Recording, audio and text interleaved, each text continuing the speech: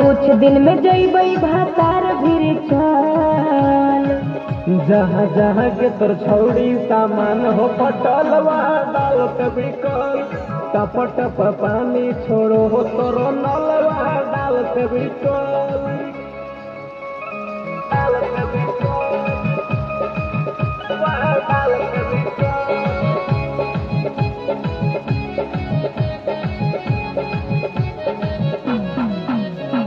टप टप पानी छोड़ो हो तोरो नल।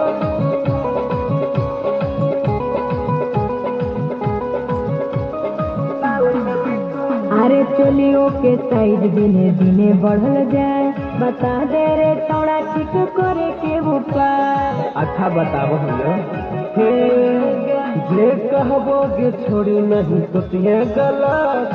देबो असल गाड़ी सामान जतो शॉर्ट।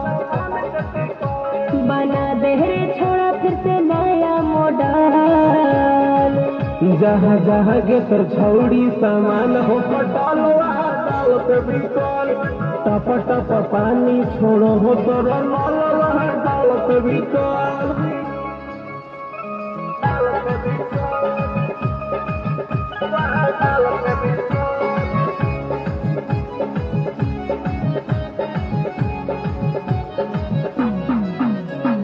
टप टप पानी छोड़ो हो तोर नल।